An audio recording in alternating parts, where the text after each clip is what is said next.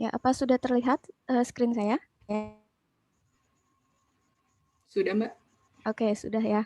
Oke, selamat pagi teman-teman. Selamat datang di webinar kedua. Hari ini kita akan belajar bagaimana cara berkontribusi di OpenStreetMap. Jadi kalau teman-teman masih ingat di hari pertama, hari Senin kemarin ya, kita sudah belajar apa itu OpenStreetMap, terus bagaimana cara membuat akun OpenStreetMap, terus kita juga sudah belajar fitur-fitur yang ada di openstreetmap.org. Nah, hari ini kita akan belajar bagaimana cara mengedit atau menambahkan data di OpenStreetMap menggunakan sebuah editor yang berbasis web yang bernama ID Editor, dan juga kita akan menggunakan yang namanya platform Tasking Manager. Nah, untuk ID Editor sendiri ini sebenarnya itu sudah built-in di openstreetmap.org ya. Jadi kalau teman-teman bisa pergi ke openstreetmap.org, di situ ada tombol edit yang mana akan enabled atau bisa diklik ketika kita cukup zoom in di suatu area ya. Nah, itu akan bisa diklik. Dan kalau kita klik tanda panahnya di sebelah edit itu ada dua pilihan. Edit with ID, edit with remote control JOSM. Nah, yang berbasis web itu yang tidak perlu menginstal aplikasi tambahan namanya ID Editor yang paling pertama ini. Nah, ini sudah built-in di openstreetmap.org. Nah, kita akan belajar menggunakan ID Editor hari ini.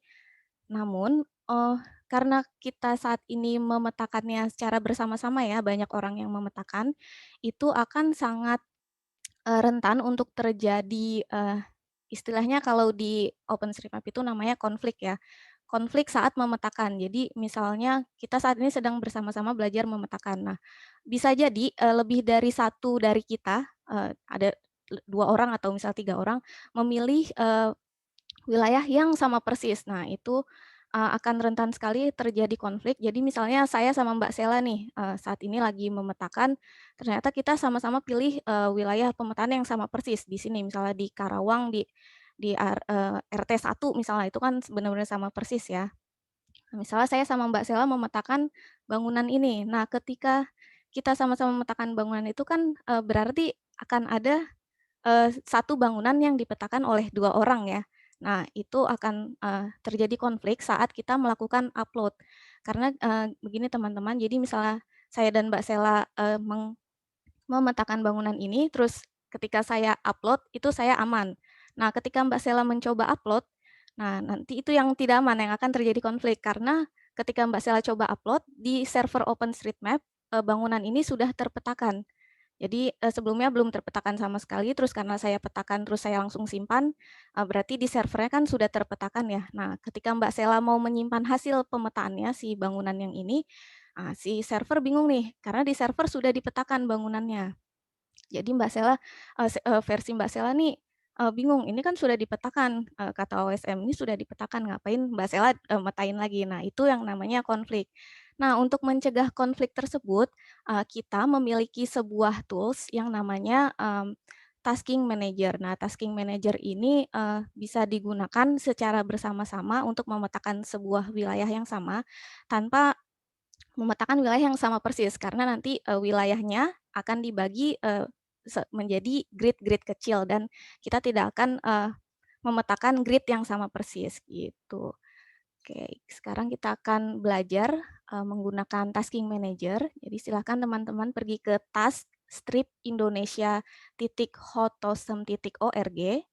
Mungkin teman-teman dari OpenStreetMap bisa bantu copy dan pastekan linknya di chat box task-indonesia.hotosem.org. Nah, ini adalah platform pemetaan yang sudah kita buat khususnya untuk pemetaan partisipatif. Jadi, jika ada orang yang banyak ingin memetakan suatu wilayah, itu tidak akan terjadi konflik yang tadi saya bilang, seperti itu. Dan biasanya ini digunakan misalnya untuk respon kebencanaan dan sebagainya, biasanya kan butuh data peta cepat ya, dan itu kalau untuk cepat selesai kan harus dipetakan secara bersama-sama. Nah, itu kita biasanya menggunakan yang namanya Tasking Manager ini. Jadi di Tasking Manager ini teman-teman bisa menemukan banyak sekali proyek-proyek pemetaan, khususnya ini untuk khusus area di Indonesia, dan bisa membantu contohnya tadi untuk respon kebencanaan. Oke, ini tampilan utama Tasking Manager. Nah, kalau teman-teman bisa lihat di sini ada tombol login. Jadi teman-teman kalau sudah mempunyai akun OpenStreetMap bisa langsung login ke Tasking Manager. Tapi kalau belum punya, silahkan bikin dulu akun OpenStreetMap-nya. Oke, sekarang kita akan login ya. Jadi di pojok kanan atas ada tombol login. Nanti ada sebuah window atau jendela baru terbuka. Minta Grant Access, ya bisa langsung klik Grant Access aja. Oke, setelah itu nanti Tasking Manager teman-teman akan terlihat kurang lebih seperti ini. Akan menampilkan halaman profil teman-teman. Dan di sini banyak personal information kayak nama, email, kota, negara, terus Twitter, Facebook, LinkedIn. Nah, ini tidak wajib diisi, jadi bisa didiamkan saja selama teman-teman sudah melihat nama akun teman-teman di pojok kanan atas atau username teman-teman di pojok kanan atas, itu berarti teman-teman sudah siap untuk memetakan. Oke, saya tunggu dulu sampai mungkin 1 menit ya untuk teman-teman login ke Tasking Manager. Jadi pergi ke taskstripindonesia.hotosm.org. Nanti di pojok kanan atas ada login, tombol login. Terus pencet tekan Grant Access, klik Grant Access buttonnya. Terus nanti teman-teman akan melihat halaman profil teman-teman di sini. Biasanya kalau baru mulai memetakan namanya beginner mapper ya. Jadi di Tasking Manager ini ada beberapa level pemeta atau mapper. Itu ada beginner mapper, ada intermediate mapper, ada advanced mapper. Nah, biasanya kalau yang baru mulai nanti di sini namanya beginner mapper. Gitu. Dan personal info di sini ini tidak wajib diisi, jadi bisa dibiarkan aja. Oke. Setelah itu setelah login kita bisa langsung cari project pemetaan yang mau kita petakan dengan mengklik Explore Projects. Di sini ya, di atas ada tab Explore Projects. Itu bisa langsung diklik aja. Nanti teman-teman akan lihat banyak kotak-kotak dengan icon, terus ada angka-angka uniknya, terus ada judulnya, terus ada kontribusi terakhirnya kapan, terus ada level pemetanya. Dan juga ada level urgensinya ya. Di sini ada urgent, ada high. Di sini ada angka uniknya, sini 116, 117, 112. Terus di sini ada beginner mapper, berarti itu bisa diperuntukkan untuk beginner mapper.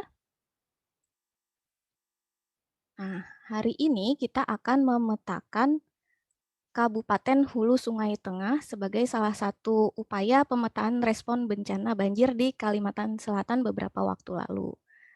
Oke, nah sebenarnya di sini kan sudah terlihat ya ada Kabupaten Hulu Sungai Tengah. Nah, namun kalau misalnya ini terkubur misalnya karena ini kan di set as urgent ya. Jadi dia akan muncul di paling atas, baru disusul oleh high, terus medium, terus low. Nah, kalau misalnya ini di set medium atau low nanti dia akan ada di halaman belakang-belakang. Nah, tapi teman-teman nggak perlu scroll-scroll ke halaman belakang. Kalau mau cari itu bisa menggunakan search box di sini. Bisa cari misalnya teman-teman ingat angka uniknya, oh waktu itu kayaknya 117. Nah, itu bisa di search di search box. Atau teman-teman juga bisa pakai filter di sini. Menggunakan filter. Misalnya menggunakan filternya pakai campaign, misalnya disaster response, atau untuk saat ini kita Uni Roadshow ya, bisa pakai ini, terus di apply. Nah, itu bisa kelihatan yang untuk Uni Roadshow. Dan untuk teman-teman UB, kita akan memetakan Kabupaten Hulu Sungai Tengah ya. Misalnya mau cari by nomor atau angka uniknya, 117 misalnya. Nah, itu langsung muncul 1. Seperti itu. Oke, langsung kita klik, bisa.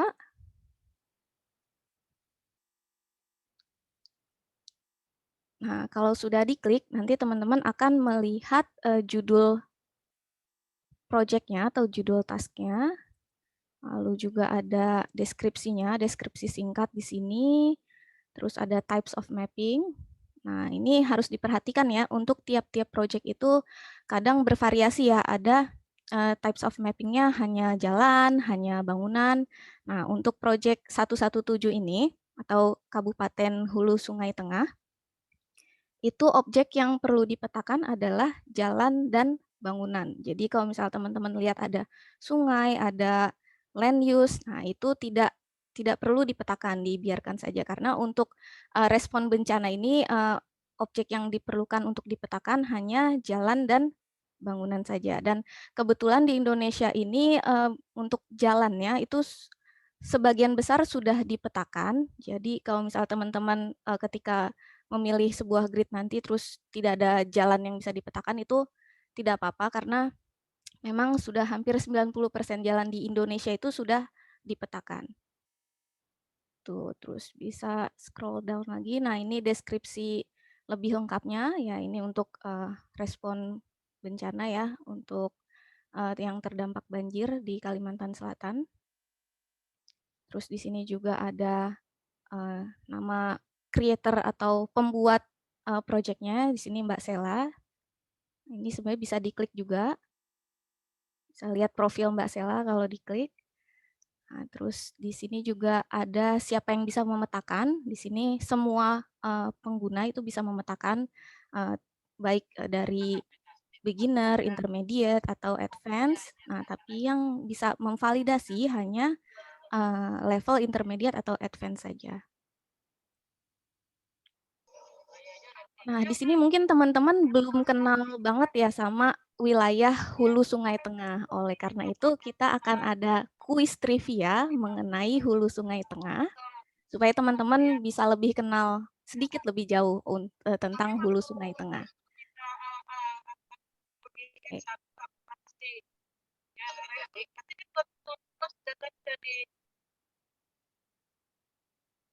Ya, silahkan teman-teman pergi ke ahaslides.com/hulu. Ya, kita akan main games.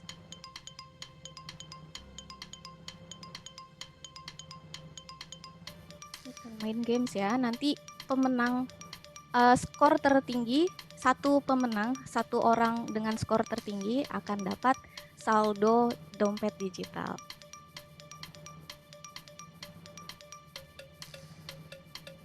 ahaslides.com/hulu.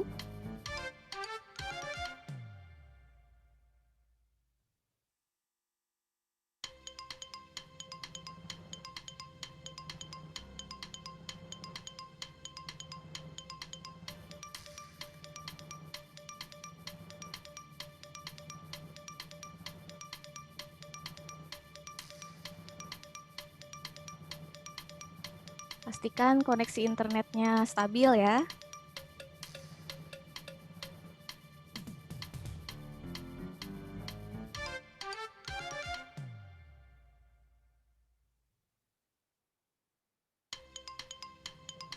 ahaslides.com/hulu.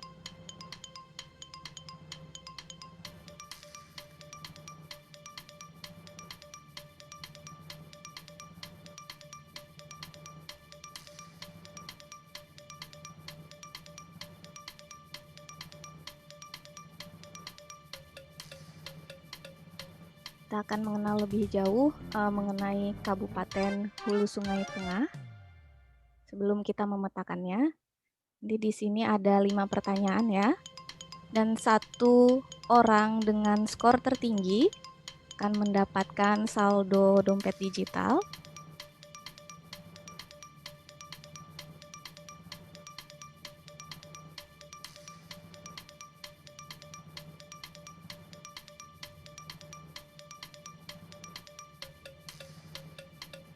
Masih 131 pemain. Kita tunggu 1 menit lagi ya. ahaslides.com/hulu.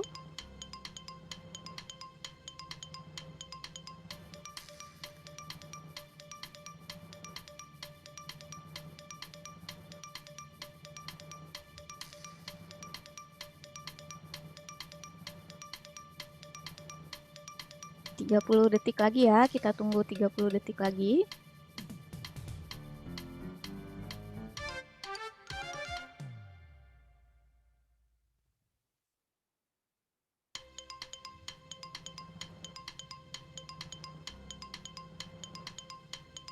Kita tunggu 10 detik lagi, kita akan mulai.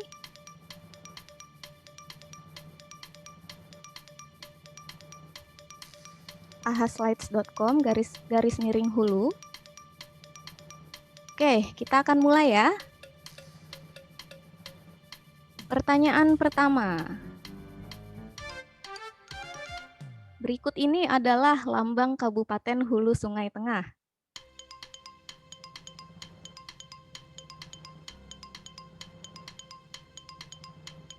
Dua 20 detik waktu menjawab.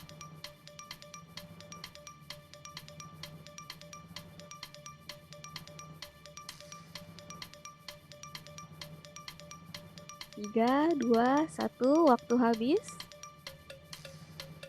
Ya, ternyata sebagian besar menjawab dengan benar ya, yang C ya. Ada tulisannya Barabai. Kita lihat leaderboardnya.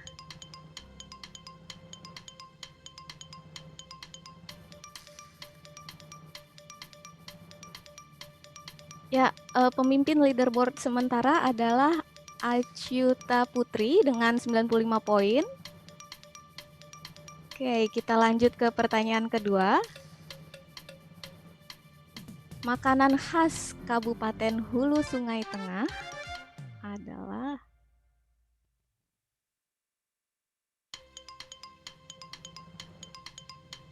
apakah apam Barabai, bika Ambon, nasu paleko, nasi lapola? Waktu habis. Yang benar, ya, apam Barabai.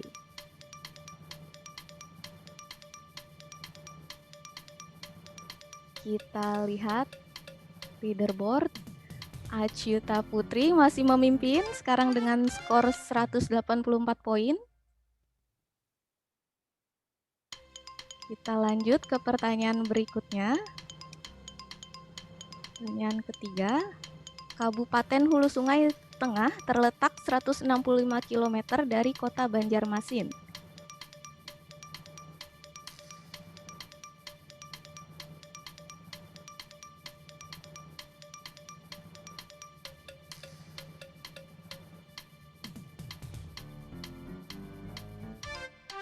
Benar ya, ya benar. Kabupaten Hulu Sungai Tengah terletak 165 km dari kota Banjarmasin. Oke, kita lihat leaderboardnya. Royhan Irvani sekarang memimpin dengan 271 poin. Masih ada kesempatan untuk mengejar teman-teman. Ada 2 pertanyaan lagi. Pertanyaan keempat. 2 sungai besar ini mengalir melewati Kabupaten Hulu Sungai Tengah.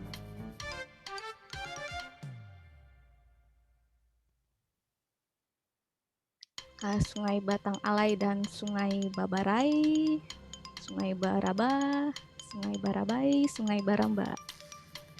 Waktu habis. Ya, yang benar adalah Sungai Batang Alai dan Sungai Barabai. Ya. Oke, kita lihat leaderboardnya. Memimpin sementara Mark Abram dengan 350 poin. Masih ada kesempatan untuk menyusul ya teman-teman. Pertanyaan terakhir.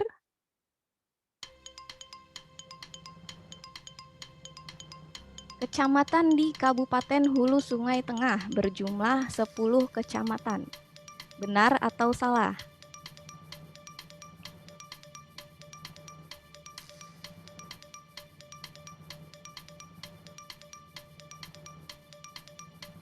Tiga, dua, satu. Waktu habis. Salah ya. Nah, sekarang kita lihat leaderboardnya. Siapa pemenangnya? Untuk trivia, pemenangnya adalah Nadia dengan 437 poin. Selamat untuk Nadia. Nanti kita akan hubungi ya secara pribadi. untuk mendapatkan hadiah yaitu saldo dompet digital. Selamat untuk Nadia. Oke, saya harap teman-teman sudah mengenal lebih jauh sedikit mengenai Kabupaten Hulu Sungai Tengah ya. Selamat sekali lagi untuk Nadia. Oke, sekarang kita akan lanjut kembali untuk ke Tasking Manager Kabupaten Hulu Sungai Tengahnya. Sekarang setelah teman-teman mengenal lebih jauh, sekarang mungkin sudah bisa memetakan Kabupaten Hulu Sungai Tengah karena sudah kenal sedikit lebih jauh ya. Bisa langsung klik contribute di sini, di pojok kanan bawah. Klik contribute. Jadi teman-teman akan melihat instruksi lebih jauh bagaimana cara memetakannya. Nah, tapi tidak untuk saat ini tidak perlu dibaca secara teliti ya, karena saya akan mendemokannya bagaimana cara memetakannya. Sini dan untuk instruction ini teman-teman yang perlu diingat biasanya mereka menuliskan citra satelit yang digunakan. Jadi kita memiliki banyak citra satelit yang bisa digunakan dengan gratis. Dan salah satunya itu namanya Maxar Premium Imagery. Nah, kebetulan di sini di instruction kita diinstruksikan untuk menggunakan citra satelit Maxar Premium Imagery. Oke, jadi yang perlu diingat di instruction biasanya itu jenis citra yang digunakan. Itu di sini untuk Kabupaten Hulu Sungai Tengah kita akan menggunakan Maxar Premium Imagery.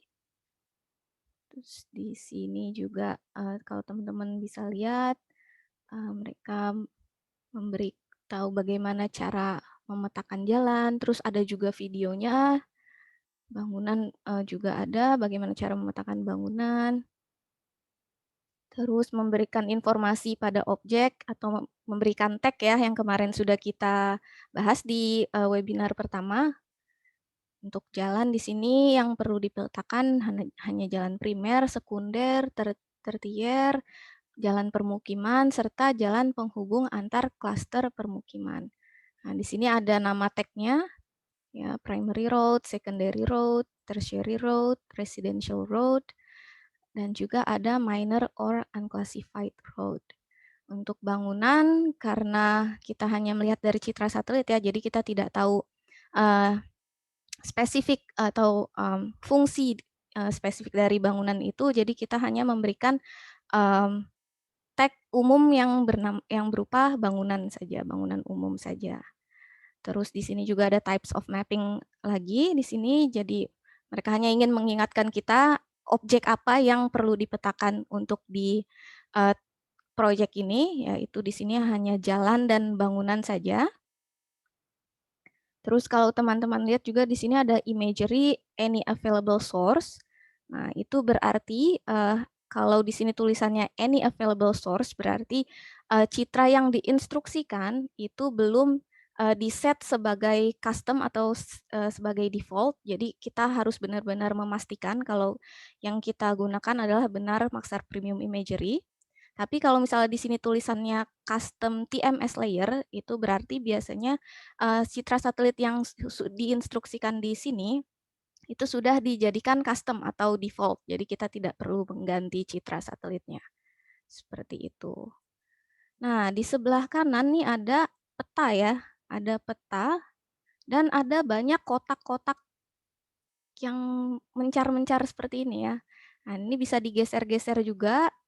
Caranya bisa pakai mouse, di drag aja petanya, bisa di zoom in juga, scroll up untuk zoom in, scroll down untuk zoom out, bisa juga menggunakan tombol plus dan minus di pojok kanan atas ini untuk zoom in dan zoom out-nya. Ya, setelah itu di sini ada keterangan ya untuk warna-warna grid ini. Kebetulan di sini warna gridnya masih putih semua ya. Nah, tapi biasanya kalau sudah mulai dipetakan itu warna gridnya bermacam-macam. Ada yang warna biru, ada yang warna kuning, hijau, abu-abu, ada yang warna pink agak merah juga, ada yang ada gemboknya. Nah, yang tersedia untuk kita petakan itu adalah yang grid warna putih atau transparan. Itu tersedia untuk dipetakan. Kalau yang warna biru itu artinya itu sudah selesai dipetakan dan itu siap untuk diperiksa atau divalidasi oleh intermediate mapper atau advanced mapper. Terus yang warna hijau biasanya itu sudah diperiksa atau sudah divalidasi oleh intermediate mapper atau advanced mapper. Terus yang warna abu-abu ini itu tandanya itu citranya tertutup awan, jadi ditandai warna abu-abu atau unavailable. Terus biasanya untuk respon bencana itu biasanya kita ada priority area ya. Kadang-kadang ada juga yang tidak ada, di sini tidak ada. Tapi kalau ada dia warnanya akan merah atau agak pink-pink gitu. Terus ada juga yang ada gemboknya. Nah, kalau yang ada gemboknya itu berarti saat itu lagi ada orang yang sedang memetakan grid itu atau kotak itu. Seperti itu. Oke, ini bisa di zoom in dan zoom out petanya. Terus untuk hari ini kita akan menggunakan editor. Sebenarnya kita akan belajar menggunakan dua editor ya. Hari ini ada namanya ID Editor dan ada namanya Rapid. Nah, yang pertama kita akan belajar cara menggunakan ID Editor terlebih dahulu. Di sini ada bagian editor di sini ini bisa diklik. Nah, di situ ada pilihannya, ada 3. ID Editor, JOSM, dan Rapid. Nah, ID Editor dan Rapid ini dua-duanya berbasis web, jadi teman-teman tidak perlu menginstal aplikasi tambahan. Nah, sedangkan JOSM ini harus diinstal dulu. Itu adalah aplikasi tambahan untuk mengedit data OSM. Sekarang kita akan menggunakan ID Editor terlebih dahulu. Nah, sekarang kita akan memulai memetakan grid warna putih ya. Karena yang tersedia untuk dipetakan adalah yang warna putih. Nah, untuk memilih grid warna putih ini ada 2 cara. Yang pertama bisa langsung klik Map a Task. Kalau Map a Task ini teman-teman akan dikasih grid warna putih secara random.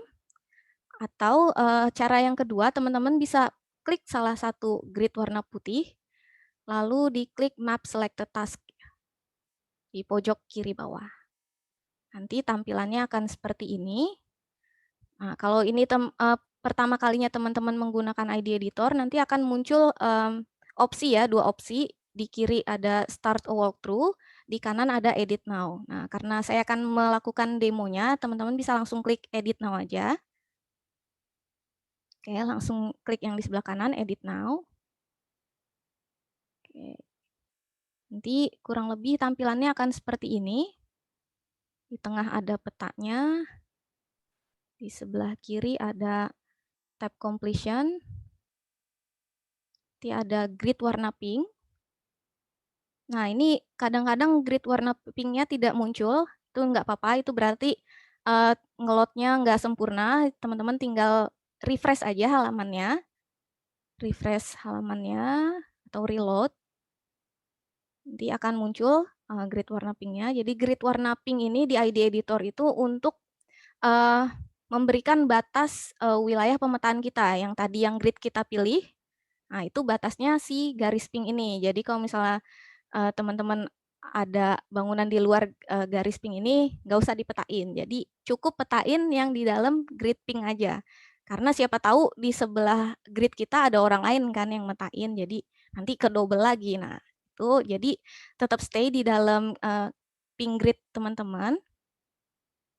Oke, nah ini bisa di zoom in, zoom out, sama seperti biasa, bisa pakai klik dengan tombol plus dan minus di sebelah kanan ini, atau bisa tekan tanda tambah dan kurang di keyboard, atau kalau pakai mouse bisa di scroll up untuk zoom in, scroll down untuk zoom out. Oke, zoom in dan zoom out.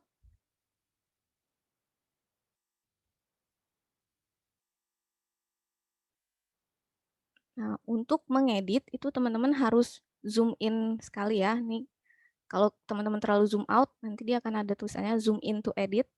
Ya.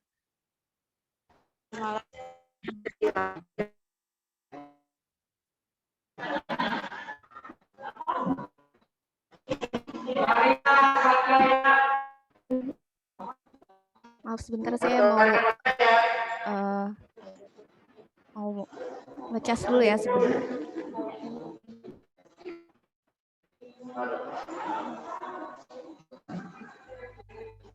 Oke.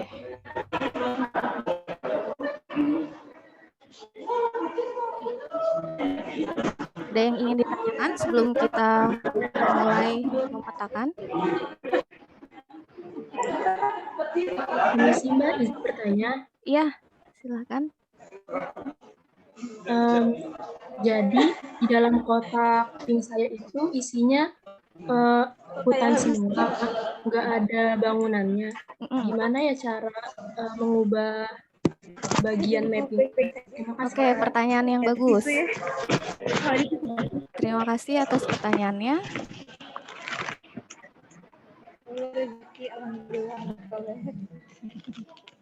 Kalau kita di kampus dulu, nggak mungkin kan harus kesini lagi. Boleh di-mute dulu yang sedang bicara supaya saya bisa menjelaskannya. Terima kasih. Ya, jadi untuk misalnya teman-teman memilih grid yang tidak ada bangunan atau jalan yang bisa dipetakan, itu teman-teman bisa pergi completion, tapi pastikan dulu tidak ada bangunan yang harus dipetakan atau jalan yang harus dipetakan. Tapi lagi-lagi tadi jalannya yang perlu dipetakan hanyalah jalan yang utama ya, yang tadi di instruction ada primer, sekunder, tersier, jalan-jalan utama, terus jalan residensial atau jalan permukiman, sama jalan yang menghubungkan antar klaster permukiman. Kalau jalan-jalan pematang sawah seperti ini tidak perlu dipetakan. Tidak ada juga bangunan yang perlu dipetakan. Tidak ada bangunan ditemukan di grid teman-teman, itu teman-teman bisa langsung ke completion tab di sebelah kanan dan pilih menu yes. Pilih pilihan yes, opsi yes. Tapi di komen silahkan dituliskan tidak ada bangunan. Itu langsung klik submit task. Lalu nanti teman-teman akan dibawa kembali ke halaman di mana teman-teman bisa memilih grid. Nah, di situ silakan teman-teman pilih grid lain. Seperti itu. Jadi seperti itu ya caranya untuk mengganti ke grid lain. Tapi kalau di situ tidak ada bangunan yang bisa dipetakan atau jalan yang bisa dipetakan. Tapi kalau misalnya ada bangunan atau jalan yang bisa dipetakan, terus tapi memang mau ganti grid, nah itu kan berarti belum selesai dipetakan ya. Itu bisa pilih no, terus komennya tidak perlu diisi, langsung submit task aja, terus bisa pilih grid yang lain. Seperti itu. Dan mungkin, dan tadi yang sudah saya bilang, jalan-jalan di Indonesia itu sudah cukup lengkap ya, sudah hampir 90% terpetakan. Jadi kalau teman-teman lihat ada garis-garis berwarna seperti saya di sini, itu berarti kalau teman-teman hover atau sorot garis tersebut, nanti teman-teman bisa lihat di sebelah kiri itu ada feature type. Nah, di sini kebetulan yang garis warna merah kalau saya sorot, ya, garis warna merah ini saya sorot, di sebelah kiri langsung muncul feature type trunk road. Itu artinya jalan utama ya. Nah, itu berarti jalan ini sudah dipetakan, jadi kita tidak perlu memetakannya lagi. Terus di sini ada juga garis warna kuning, kalau saya sorot, di sebelah kiri ada feature type tertiary road. Itu artinya jalan tersier ya. Berarti ini juga sudah dipetakan, jadi saya tidak perlu memetakan lagi jalan ini. Sini juga ada jalan minor or unclassified road atau jalan yang menghubungkan antar klaster permukiman. Itu kalau saya sorot ya, di sebelah kiri ada feature type. Nah, terkadang juga ada objek-objek lain seperti di sini saya ada bangunan yang sudah dipetakan. Kalau saya sorot, di sebelah kiri feature type-nya building, ya berarti bangunan ini sudah dipetakan, jadi saya tidak perlu memetakannya lagi.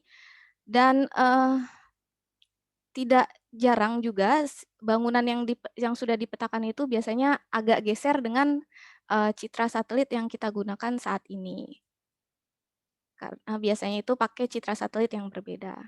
Oke, itu dia tadi untuk zoom in dan zoom out dan objek yang sudah dipetakan. Nah, tadi kalau teman-teman ingat di kolom instruksi kita diinstruksikan untuk menggunakan Maxar Premium Imagery ya.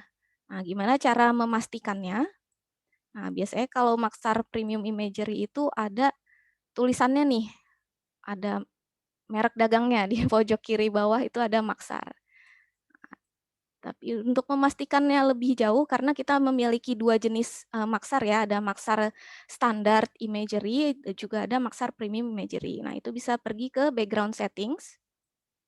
Di sebelah kanan itu ada icon yang kayak tumpukan kertas. Nah, itu bisa diklik atau pencet B di keyboard.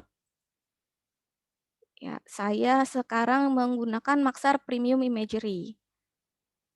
Biasanya kalau pertama kali buka ID Editor itu default-nya pakai Bing Aerial. Nah, itu teman-teman harus ganti pakai Maxar Premium Imagery. Karena Maxar Premium Imagery ini di hulu Sungai Tengah ini yang paling update dan dia yang paling clear ya, atau paling jelas. Tuh, jadi pastikan menggunakan Maxar Premium Imagery. Nah, kalau teman-teman scroll ke bawah, di situ ada display option. Nah, ini bisa diutak-atik kalau misalnya teman-teman merasa brightness-nya kurang, itu bisa ditambahkan. Sini bisa digeser aja. Atau kontrasnya, atau saturation-nya, atau sharpness-nya itu bisa diatur di display option di bawah pengaturan citranya ya. Jadi ini semua citra yang tersedia untuk digunakan. Bing, Esri, Matchbox, Maxar. Nah, karena di instruction itu kita diinstruksikan untuk menggunakan Maxar Premium Imagery, nah kita akan menggunakan Maxar Premium Imagery untuk hari ini. Nah, kalau di scroll ke bawah itu ada display option, ya itu bisa diatur kecerahannya, tingkat kecerahan, tingkat kontras, saturasi, serta ketajamannya. Oke, kalau sudah bisa di X saja, diklik tombol X di sini atau diklik lagi icon kayak tumpukan kertasnya. Oke, sekarang kita akan coba memetakan bangunan. Tadi kan karena tadi di types of mapping-nya kan ada bangunan dan jalan ya. Nah, sekarang kita akan mencoba memetakan bangunan. Oke, kita zoom in. Biasanya kita untuk memetakan bangunan itu zoom in-nya minimal itu 20 meter. Jadi di pojok kiri bawah itu ada scale bar-nya. Misalnya 20 atau 15 meter memetakan bangunannya. Oke, nah kalau mungkin teman-teman di sini sudah familiar ya bangunan itu seperti apa terlihat di citra. Nah, mungkin ada juga yang belum familiar. Nah, kalau bangunan itu di citra dia akan terlihat memiliki garis batas yang lurus ya, karena dia buatan manusia dan dia memiliki garis hitam tipis seperti ini yang merupakan bayangan dari bangunannya. Dan biasanya warna atap bangunannya itu, warna gentengnya itu berbeda dengan warna tanah di sekitarnya ya. Di sini yang saya lihat di sini, yang saya temukan warnanya biru. Tapi kadang-kadang kan macam-macam ya warna atap ya, ada yang warna merah, warna hijau, warna abu-abu, warna coklat. Nah, jadi ada warna putih juga kadang ditemukan. Tidak terbatas hanya warna biru atau warna coklat atau abu-abu saja. Dan biasanya bangunan itu terletak di dekat jalan. Karena manusia yang tinggal di situ butuh jalan kan untuk menuju bangunan itu. Jadi itu kira-kira ciri-ciri dari bangunan di citra satelit. Oke. Nah, jadi saya sudah menemukan bangunan nih. Itu sebenarnya step yang pertama untuk memetakan bangunan, yaitu menemukan bangunan yang belum terpetakan ya. Kalau yang sudah terpetakan jangan dipetakan lagi. Bagaimana cara tahunya kalau bangunan itu sudah dipetakan? Nah, biasanya di atasnya ada kotak-kotak warna merah kayak gini. Kalau disorot itu di sebelah kirinya ada feature type building. Oke, nah di sini kan saya sudah menemukan dan tidak ada kotak warna merah ya di atasnya ya. Kalau saya sorot ini tidak ada feature type building di sebelah kiri. Oke, kita akan zoom in. Yang kedua, step kedua untuk memetakan bangunan ini adalah kita akan menggunakan tombol area ini untuk men-trace bangunan ini atau menggambar bangunan ini. Itu step kedua adalah menggambar bangunannya menggunakan tombol area di sini di atas ya. Atau shortcut-nya itu dia 3. Oke. Nanti kursornya akan jadi tanda tambah kalau sudah diaktifkan tombol areanya.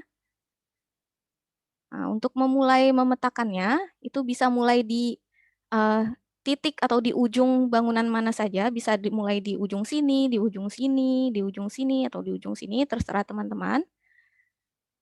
Diklik sekali, geser ke pojok bangunan berikutnya, diklik sekali, geser ke pojok bangunan berikutnya, diklik sekali, geser lagi, dan di titik terakhir atau di ujung bangunan terakhir, di pojok bangunan terakhir, itu kita harus klik 2 kali. Jadi klik yang pertama itu untuk membuat si ujung bangunannya, dan yang klikan kedua itu untuk mengakhiri proses gambarnya, proses penggambaran objeknya. Nah, kalau setelah diklik 2 kali, nanti kursornya akan berubah lagi jadi tangan ya. Lalu si objeknya akan kelap-kelip, merah ya, akan kelap-kelip. Seluruh kotaknya ya, akan kelap-kelip ya. Seluruh persegi panjangnya. Nah, kenapa saya tadi mencontohkan harus pelan-pelan double kliknya? Karena kadang kalau kita double klik kecepatan, itu bisa jadi klik 3 kali, triple klik. Nah, itu yang kepilih atau yang lagi ke select atau yang lagi kelap-kelip itu akan pojok terakhir bangunannya aja nih. Seperti saya saat ini nih. Ya kan? Nah, itu berarti yang terpilih hanya ujung terakhir yang tadi kita petakan. Dan kita tidak akan bisa memberikan informasi atau memberikan tag bahwa kotak ini adalah bangunan gitu. Jadi untuk memilih seluruh bangunannya itu bisa diklik aja di garis bangunannya. Ya, terus bisa pilih select a feature type di sini di sebelah kiri atau klik feature type areanya bisa diklik pilih salah satu dari ini ya. Oke, itu step kedua ya. Jadi pastikan double kliknya tidak terlalu cepat dan pastikan seluruh bangunannya atau seluruh kotaknya kelap-kelip ya. Karena kita akan memberikan tag atau informasi ke bangunan ini. Nah, yaitu yang step itu adalah step ketiga. Step ketiganya kita akan memberikan informasi persegi panjang ini apa sih? Karena kan persegi panjang ini bisa apapun, objek apapun yang memiliki bentuk persegi panjang kan. Bisa aja ini kolam renang, bisa aja itu lapangan bola atau lapangan tenis kan. Nah, oleh karena itu kita harus memberikan informasi atau tag sesuai dengan yang kita lihat pada citra. Nah, dengan ciri-ciri yang tadi saya sebutkan kan, saya yakin nih ini bangunan. Nah, oleh karena itu kita akan memberikan objek ini tag bangunan untuk memberikan informasi bahwa persegi panjang ini bangunan loh gitu. Nah, kalau sudah kelap-kelip, nanti teman-teman di sebelah kirinya akan muncul select feature type ya. Akan muncul select feature type. Nah, di sini saya sudah ada tag building, sudah siap digunakan. Tapi kalau ini pertama kalinya teman-teman memetakan bangunan, itu tidak akan ada si tag building-nya, jadi harus dicari di search box-nya, building. Nah, nanti teman-teman akan melihat 36 hasil untuk building. Ada bangunan hotel, bangunan gereja, bangunan masjid, bangunan kantor. Nah, karena kita hanya memetakan via citra satelit aja, kita tidak tahu detail dari bangunan ini kan. Kita tidak tahu apakah ini bangunan masjid ataukah ini bangunan gereja, bangunan kantor, kita tidak tahu. Oleh karena itu, kita akan menggunakan tag building yang umum saja, yang paling pertama di sini. Tag building. Oke, kita gunakan itu. Terus nanti akan muncul seperti ini, banyak fields-nya atau banyak kolom-kolom, ada nama, ada level, ada height, ada address. Lagi-lagi, kita tidak tahu detail dari bangunan ini, jadi bisa didiamkan saja daripada kita isi asal-asalan dan menyesatkan orang yang menggunakan petanya ya. Didiamkan saja. Nah, mungkin kemarin, kalau teman-teman ingat di hari pertama ya, itu tag tuh kan ada, terdiri dari key dan value ya. Nah, untuk building di sini tag-nya key dan value-nya ada di sini. Jadi tidak perlu diubah, ini saya hanya memperlihatkan saja. Di sini ada key dan value-nya. Oke, itu, step ketiga. Step terakhir yang juga cukup krusial adalah kita harus membuat bangunan ini sebagai, bangunan, kotak yang sempurna, yang memiliki sudut, siku-siku 90 derajat. Caranya dengan klik kanan, lalu pilih square atau shortcut-nya key ya. Coba saya undo, saya akan pencet key di keyboard, nanti dia akan otomatis sudut-sudutnya memiliki 90 derajat. Mengapa hal ini penting? Nah, ini, biasanya kan data-data bangunan ini, luas bangunan ini biasanya nanti akan dijumlahkan atau ditotalkan, dan itu akan digunakan untuk estimasi berapa orang, yang ada atau yang ada di wilayah tersebut. Nah, itu biasanya digunakan untuk mengestimasi juga logistik atau resource yang harus diturunkan ke, khususnya wilayah yang terdampak bencana seperti di hulu sungai, tengah ini ya. Jadi makanya teman-teman pastikan untuk, melakukan 4 step, tadi. Yang pertama menemukan bangunan yang belum terpetakan, terus digambar bangunannya, diberikan tag bangunan, sama dibuat bangunannya menjadi, sempurna, memiliki sudut 90 derajat di masing-masing sudutnya ya, dengan klik kanan square atau pencet key. Oke. Nah, ini sekarang masih kelap-kelip ya, bisa langsung klik, X aja di sini atau klik sembarang di luar bangunannya. Nah, sekarang kalau kita hover ya, atau kita sorot, itu di atas bangunannya sudah ada feature type building ya, berarti bangunannya sudah dipetakan. Nah, bagaimana kalau teman-teman menemukan bangunan yang bentuknya bukan persegi panjang atau kotak gitu? Bagaimana kalau saya menemukan bangunan berbentuk L atau U atau, T atau kompleks lah bentuknya, sangat sulit digambarkan gitu misalnya. Nah, misalnya kayak di sini ada, seperti letter T ya. Nah, itu bisa langsung digambarkan saja sesuai dengan yang terlihat pada citra. Jadi kita akan menggambarnya seperti huruf T yang terlihat pada citra ya, kita ikutin di citranya. Oh, ini bahkan di sini ada ini ya. Nah, ini kalau tertutup, pohon seperti di sini, nah biasanya saya sering menemukan orang memetakannya mengikuti garis batas pohonnya, padahal kan biasanya pohonnya itu, hanya menutupi si atap bangunannya saja ya. Jadi sebaiknya dipetakannya langsung saja kira-kira ujungnya di mana, lalu diberikan tag building. Nah, sini saya sudah ada tag building yang siap digunakan. Diklik, terus ini tidak perlu diisi, klik kanan jangan lupa dibuat sudutnya siku-siku. Seperti itu. Nah, bagaimana jika bangunannya separuh di garis pink saya, di dalam garis pink saya, separuh di luar garis pink saya, gitu. Misalnya kayak di sini ya, sini ada bangunan,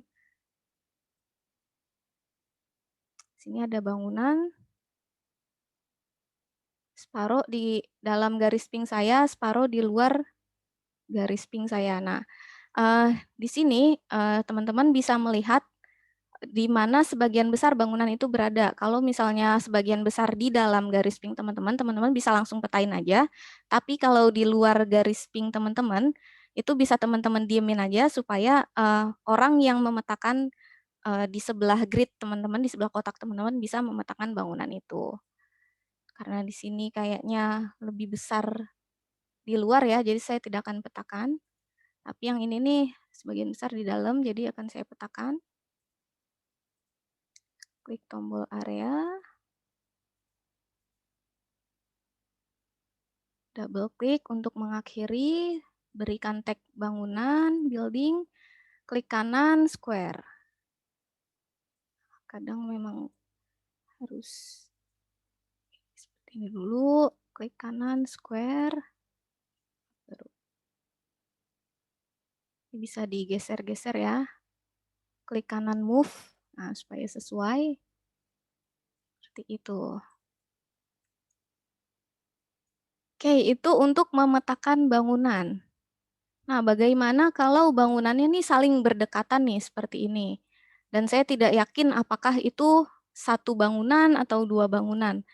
Nah, biasanya kita memetakan bangunan yang berdekatan seperti ini, itu melihat dari warnanya ya, dan apakah itu saling satu bangunan atau lebih dari satu bangunan, itu biasanya kita melihat warna dari bangunan, dari atap bangunannya. Kalau berbeda seperti ini, saya rasa ini bukan satu bangunan ya, jadi saya akan menggambarkan dua bangunan. Oke, dan ini sangat berdekatan sekali. Jadi teman-teman harus sangat zoom in ketika memetakan, supaya mereka tidak saling overlapping ya. Tidak saling tumpang tindih.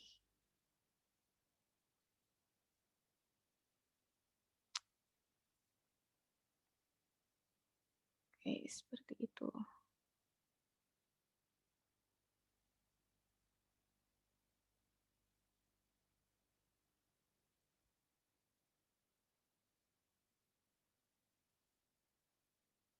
Oke, itu untuk memetakan bangunan. Sejauh ini ada pertanyaan?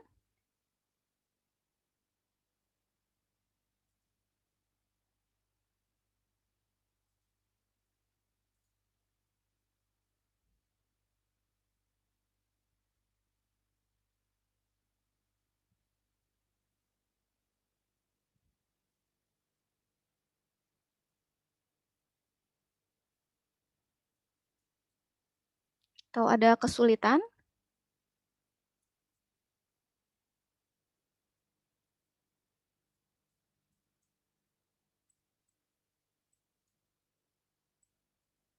Belum, Kak.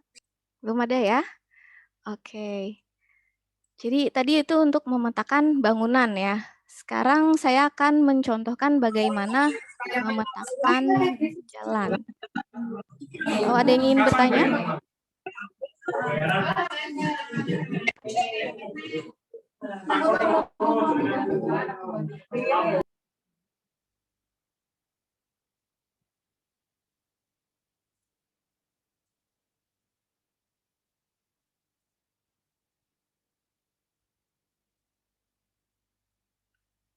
Oke, saya akan menunjukkan bagaimana cara memetakan jalan.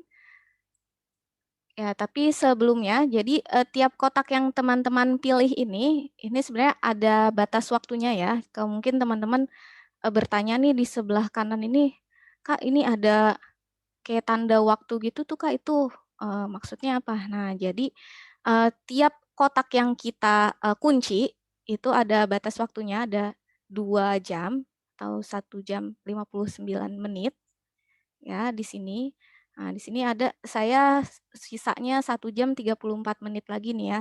Nah, nanti kalau sudah lebih dari 2 jam dia akan si gemboknya akan terbuka otomatis. Jadi nanti pas ketika di tampilan grid-nya itu nanti gemboknya sudah tidak ada lagi dan orang lain bisa memilih grid itu. Jadi ketika sudah mau dekat-dekat 2 jam, nah itu teman-teman bisa disimpan dulu sama nanti dipilih pilihan yang sesuai.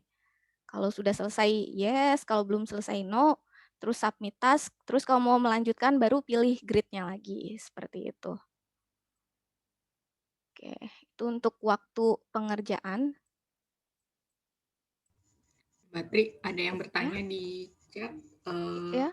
untuk bangunan dari Nisa, untuk bangunan yang berdekatan dan memiliki atap sama tapi tidak saling gabung, apakah dibuat jadi 2 bangunan? Untuk bangunan yang berdekatan dan memiliki atap sama tapi tidak saling gabung. Jadi dia mungkin kira-kira seperti ini ya, atapnya nih sama nih, tapi tidak saling gabung ya.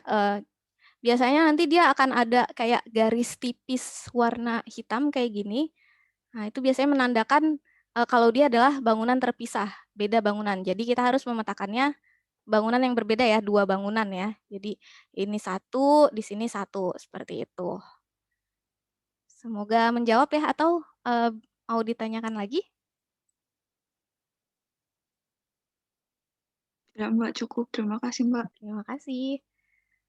Oke, tadi itu untuk memetakan bangunan. Oke, saya akan sekarang menjelaskan bagaimana cara memetakan jalan.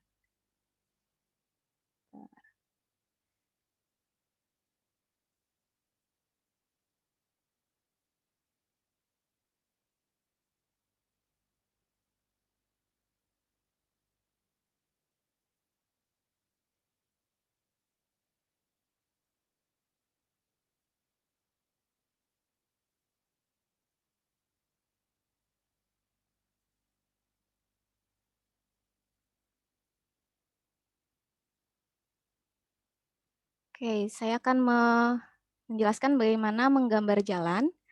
Jadi untuk jalan, kita tidak akan menggunakan tombol area ya, karena jalan itu dia feature-nya line atau garis.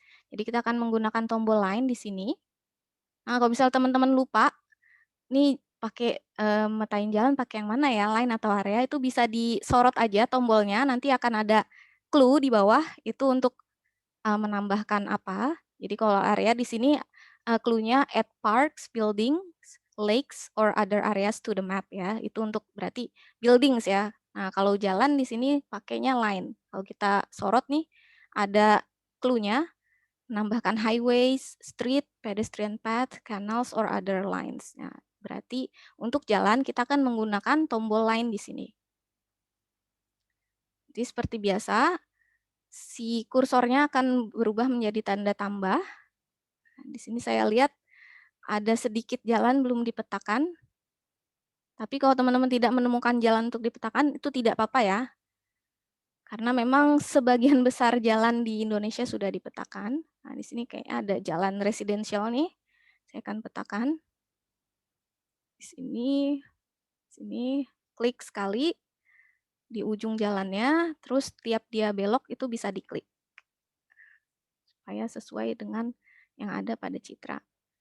Nah, untuk menggambar jalan, pastikan kalau ada dia bertemu dengan jalan lain, pastikan jalannya menyambung ya dengan jalan yang ada di depannya. Karena kalau tidak, ini saya beri contoh, kalau tidak nanti akan muncul isu atau warning. Untuk mengakhiri seperti biasa double klik, ini saya contohkan salah ya, ini tidak menyambung. Dan ini jenis jalannya karena di dalam permukiman, saya akan berikan tag residential road. Nah, di sini ada isu ya. Dia akan bilang residential road is disconnected from other roads and path. Nah, karena si ID editor ini mendeteksi si jalan ini dekat nih sama jalan lain, tapi kok tidak saling menyambung. Nah, ini cukup fatal juga ya. Kenapa? Karena kalau jalan ini digunakan untuk navigasi, nanti routingnya itu disangka di sini jalan buntu. Nah, jadinya pastikan kalau misalnya memetakan jalan itu saling tersambung dengan jalan lain. Seperti itu. Nah, kalau misalnya juga misalnya itu perempatan, kalau perempatan juga di persimpangannya itu harus ada titik pengikatnya ya. Kalau tidak nanti akan muncul isu seperti ini, residential road crosses trunk road. Jadi ada jalan residensial yang crossing atau berpotongan dengan si trunk road ini tergantung dengan jenis jalan yang saling berpotongannya ya. Kebetulan di sini residential road sama trunk road.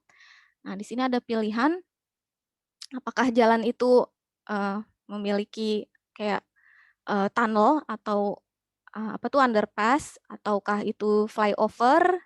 Ya, di sini kalau flyover berarti at bridge, atau kalau dia underpass at tunnel, atau dia memang sebenarnya jalan yang ada perempatannya nih saling bersimpangan. Nah, itu bisa pakai di sini klik connect the feature. Nanti dia akan otomatis memiliki titik yang saling mengikat di sini. Nah, kalau kita geser-geser dia akan mengikat. Oke. Nah, tapi kan ternyata di sini jalanannya itu adalah jalan residensial biasa yang berhubungan di sini ya, memiliki persimpangan di sini, tapi tidak lanjut ya. Jadi bisa langsung disambungkan saja, klik di jalan yang bersambungannya dan klik sekali lagi untuk mengakhiri proses penggambarannya. Oke, setelah itu kita harus berikan tag lagi-lagi. Jadi kan karena bisa aja nih si garis ini bisa aja sungai kan atau bisa aja jenis jalan lain. Jadi kita harus berikan tag sesuai dengan yang kita lihat pada citra. Dan kebetulan di sini di dalam permukiman ya jalannya. Jadi kita akan berikan tag residential road sini. Dan ini tidak perlu diisi kalau tidak tahu. Ya, bisa dibiarkan saja. Terus bisa diklik sembarang di luar si garis tersebut. Supaya dia stop kelap-kelip ya. Oke, itu untuk jalan. Nah, bagaimana kalau jalannya berlanjut nih sampai keluar garis pink saya? Dan kebetulan nih jalannya juga udah dipetakan. Bisa nggak sih dilanjutin nih memetakan jalan yang ini? Atau saya harus pakai line lagi? Pakai tombol line lagi. Nah, untuk melanjutkan pemetaan jalan seperti ini, misalnya sini jalan sudah ada dipetakan nih, sedikit, tapi ternyata dia masih lanjut sampai sana ya. Oh, dia menghubungkan klaster bangunan di sini sama klaster bangunan yang ada di sini ya, beberapa bangunan di sini. Oke, benar dia tag-nya unclassified road, dan kita akan lanjutkan mendigit jalannya dengan memilih titik akhir dari jalan tersebut ya, diklik kanan, terus pilih continue atau shortcutnya A. Ya, kita lanjutkan digitnya. Klik sekali ketika jalannya berubah arah, belok-belok. Nah, karena dia lanjut sampai keluar garis pink kita, itu kita boleh memetakan titik akhirnya di luar, sedikit di luar garis pink kita. Dari tadi malam Kak Iso ya. Nah, untuk mengakhiri double klik. Ya, untuk mengakhiri double klik. Pokoknya boleh keluar sedikit dari garis pink kita kalau jalannya masih berlanjut di luar garis pink kita supaya yang memetakan di sini di kotak ini bisa melanjutkan dengan mudah. Seperti itu.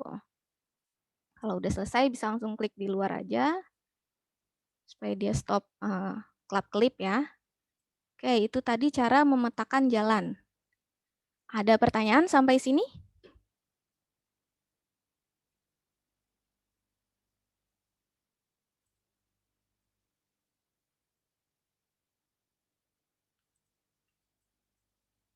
Oke, belum ada ya. Saya akan melanjutkan bagaimana cara menyimpan semua ini. Jadi semua ini yang sudah kita petakan ini belum tersimpan di servernya OSM ya, karena tidak autosave. Jadi teman-teman harus menyimpan secara manual. Dan saya sarankan menyimpan setiap 10 edit atau 15 edit sekali. Nah, bagaimana cara tahunya kita sudah melakukan berapa edit? Jadi di tombol save ini di pojok kanan atas ada angka di sebelahnya. Kalau di sini saya angka 9, berarti saya punya 9 editan yang belum disimpan. Itu bisa diklik. Nah, di sini ada change set comment. Nah, kalau di kemarin yang saya contohkan kan change set comment-nya kosong ya. Nah, kalau pakai tasking manager biasanya kita sudah ada hashtag-hashtag yang otomatis terisi di change set comment. Jadi teman-teman tidak perlu mengisi change set comment lagi dan tidak perlu dihapus ini hashtagnya. Nah, kalau misalnya teman-teman bertemu seperti saya di sini ada bertemu error dan warning, jangan khawatir. Ini harus dibenerin ya, tapi jangan khawatir dibenerinnya itu gampang. Kenapa kalau kita harus benerin? Karena kalau nggak kita benerin, kita tidak bisa menyimpan nih. Nah, kalau kita lihat tombol upload-nya tidak berfungsi ya, karena kita masih punya error dan warning di sini. Jadi kita harus perbaiki dulu. Di sini warning yang sering ditemui nih, building crosses building ini cukup sering ditemui. Artinya ada bangunan yang saling tumpang tindih atau overlap. Bisa langsung diklik aja tulisannya. Nanti dia akan menunjukkan di mana objek yang saling tumpang tindih itu. Oh, ternyata bangunan ini overlap dengan bangunan di sebelahnya. Itu memperbaikinya gampang saja, tinggal digeser nodes-nya atau titiknya. Jangan lupa dirapihkan dan dibuat menjadi sebuah kotak yang sempurna. Lagi-lagi kalau misalnya tertutup dengan pohon, ya itu pastinya kan pohonnya itu yang menutupi bangunannya ya, bukan bangunan yang dibangunnya sesuai dengan bentuk pohonnya kan, ya kan. Jadi untuk memetakannya udah langsung terabas aja si pohonnya. Oke. Kalau teman-teman masih ingat tadi ketika kita save masih ada error ya. Nah, tadi kita kan baru memperbaiki warning aja.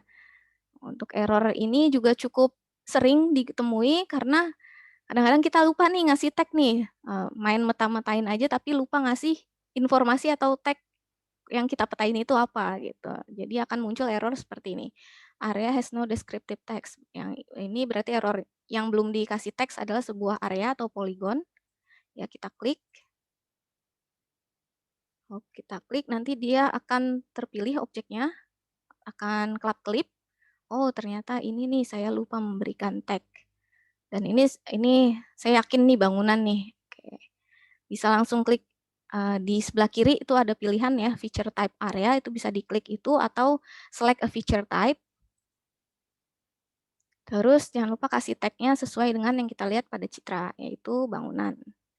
Jangan lupa dibuat sebagai sebuah kotak yang sempurna, memiliki 90 derajat siku-sikunya. Coba kita simpan lagi.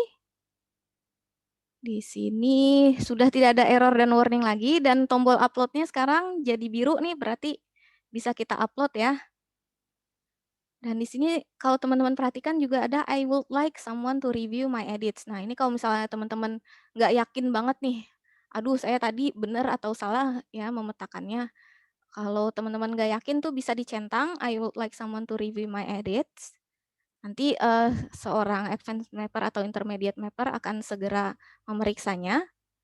Tapi kalau teman-teman sudah yakin nih, saya kan tadi merhatiin, saya yakin kok dengan hasil pemetaan saya. Udah, itu nggak usah dicentang, nggak apa-apa. Bisa langsung klik upload saja.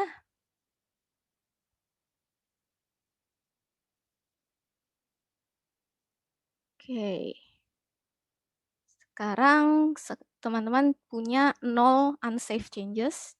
Jadi tidak ada lagi editan yang harus disimpan karena sudah disimpan ya di servernya OpenStreetMap. Nah, kalau misalnya teman-teman, aduh saya ada kuliah nih tapi saya belum selesai misalnya. Nah, itu bisa kebalik lagi ke yang tadi di completion tab. Oh, saya belum selesai kan nih, bangunan masih banyak dipetain, jadi bisa pilih no optionnya. Tapi kalau misalnya sudah selesai, udah selesai nih mau pindah grid, nah bisa pilih yang yes. Untuk bangunan dan jalannya kalau udah selesai bisa pilih yes. Kalau belum bisa no. Kalau misalnya tertutup awan, ya jadi teman-teman nggak bisa lihat, aduh di sini ada apa sih bangunannya, di mana sih karena tertutup awan nih. Nah, itu bisa pilih di imagery is bad. Nah, kalau saya belum selesai ya, saya pilih no aja. Lalu submit task.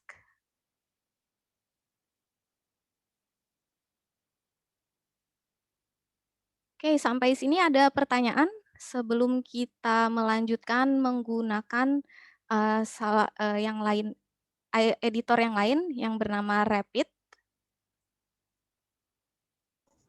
Mbak Tri, ada beberapa pertanyaan di slide. Dan ada beberapa juga yang udah dijawab di chat. Gitu. Oke, terima kasih.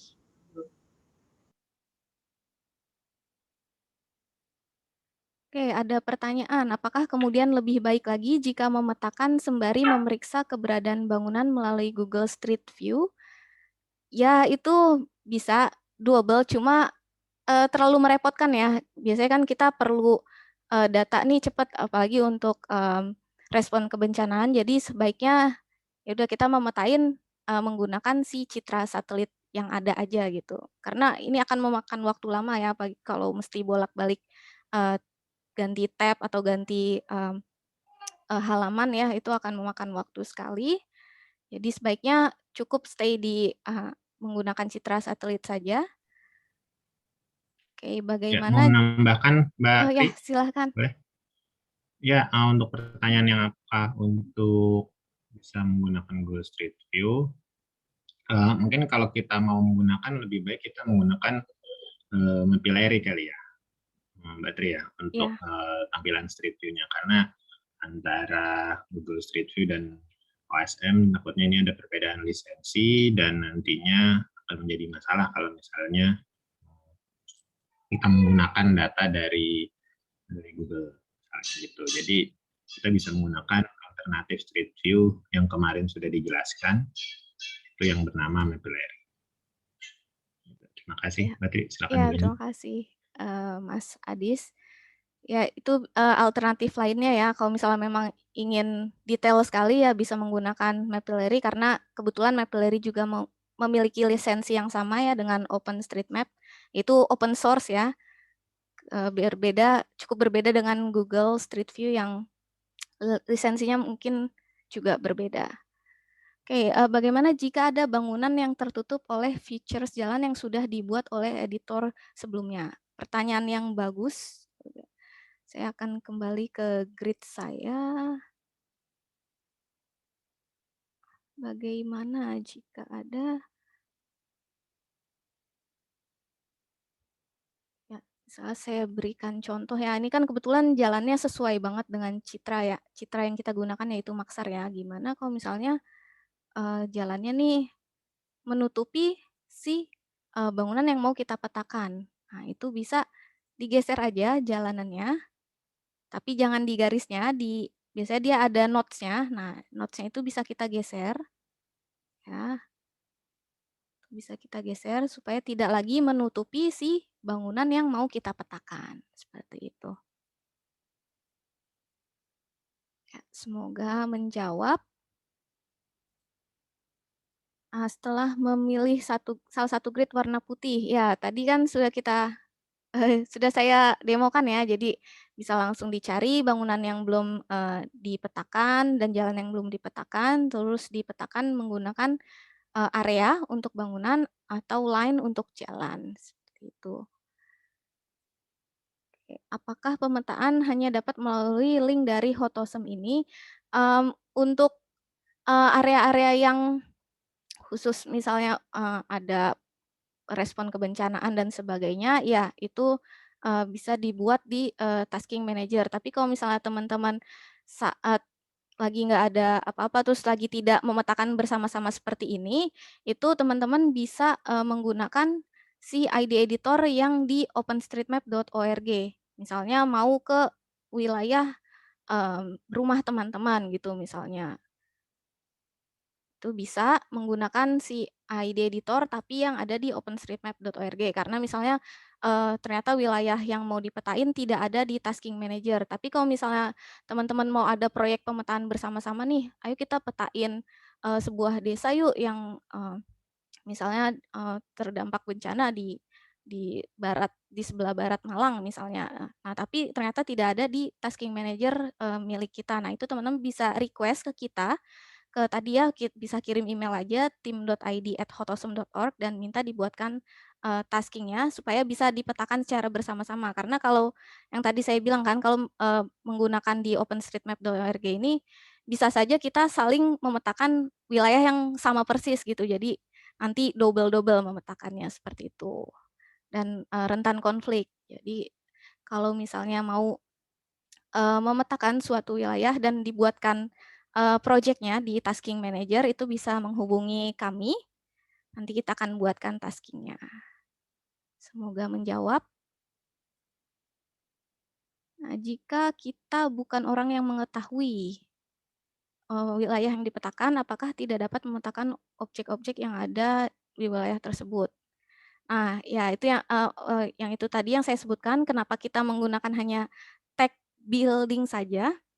Nah, karena itu kita kan tidak tahu wilayahnya, kita hanya tahu dari citra satelit kita lihat, oh itu adalah bangunan. Jadi itulah kenapa kita hanya menggunakan tag building, bukan tag tadi school building atau mosque building atau office building, karena kita tidak tahu detailnya kan karena bukan orang situ. Jadi cukup dipetakan bahwa itu adalah bangunan, tapi tidak tahu detailnya tidak apa-apa. Terus juga untuk jalannya itu biasanya kita melihat dari fungsinya ya, atau dari lebar jalannya, atau lihat dari di situ apakah di tengah kota atau di desa, atau apakah itu di dalam permukiman, atau itu menyambungkan sebuah permukiman ke klaster permukiman lain. Nah, itu kita berdasarkan itu sih kelas jalannya. Jadi untuk nama-nama jalannya karena lagi-lagi kita tidak tahu, jadi yang tadi detail-detail yang di sebelah kiri itu kita tidak isi, karena kita tidak tahu, karena wilayahnya kita tidak tahu ya, jadi itu bisa dikosongkan dan bisa diberikan informasi kelas jalannya saja, seperti itu.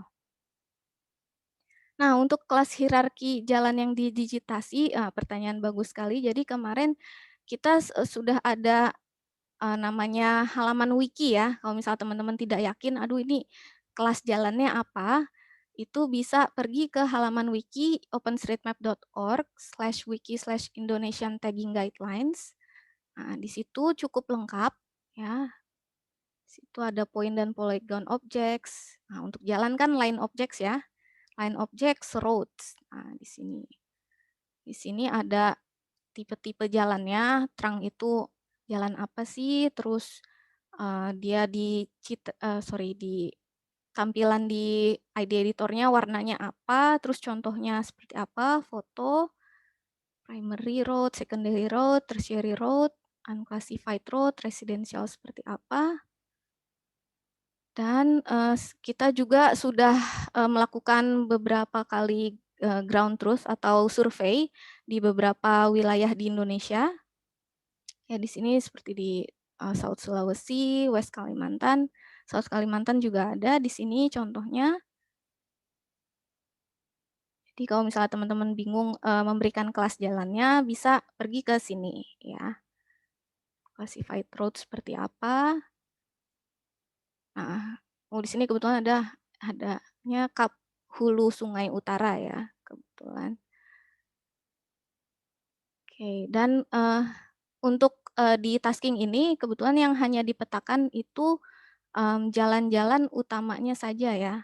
Di instruction itu hanya 5 kelas jalan yang perlu dipetakan, primer, sekunder, tersier, permukiman, serta penghubung antar cluster atau minor or unclassified. Jadi kalau misalnya teman-teman melakukan service road, living street, agricultural, ya itu tidak perlu dipetakan.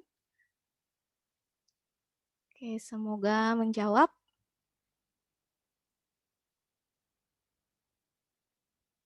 Nah, ini cara untuk membuat project baru tadi sudah saya jelaskan ya. Itu yang bisa hanya project manager saja yang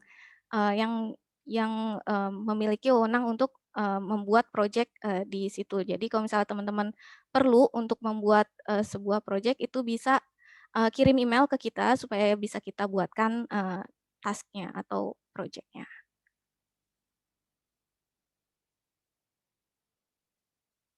Shortcut untuk melabeli seluruh area atau bangunan. Sayangnya tidak ada, tapi kalau teman-teman ingin tahu shortcut lainnya, di sini di ID Editor bisa pergi ke Help.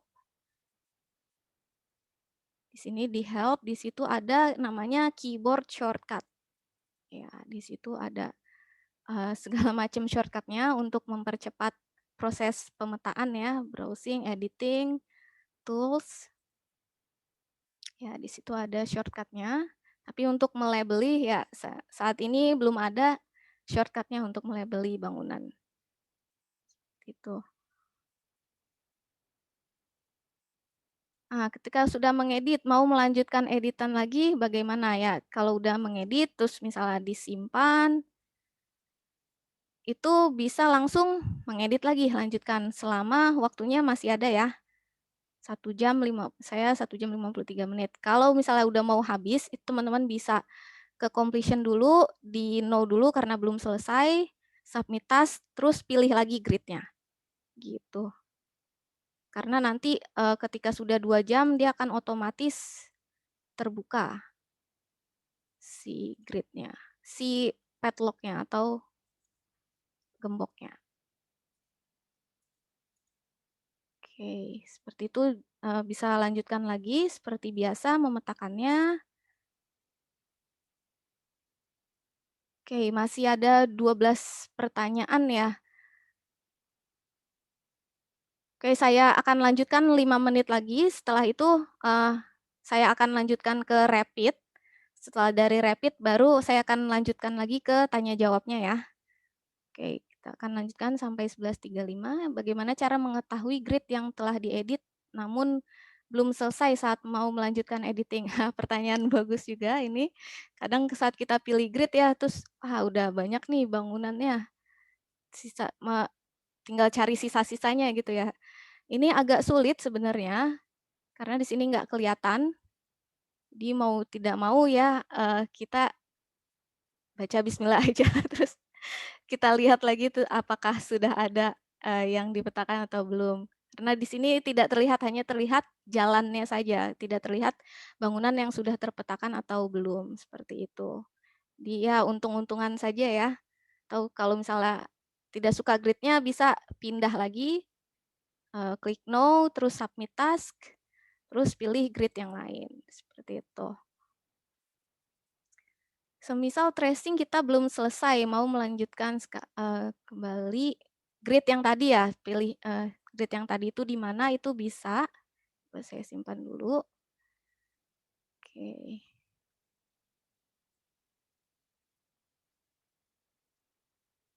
Oke, ini saya no, submit task. Nah, mau kembali ke grid yang tadi saya ya, itu bisa di tab task di sebelah kiri instruction. Nah, itu bisa difilter menggunakan username atau ID-nya kalau tadi misalnya teman-teman ingat ID-nya ya. Saya pakai username coba, terus zoom map to task. Nah, dia akan pergi ke tasknya. Terus tinggal dipilih tasknya yang warna putih, map selected task. Atau kalau teman-teman ingat nih angka gridnya di sini sebelah kanan tuh ada angka kan, saya 641 nih. Coba.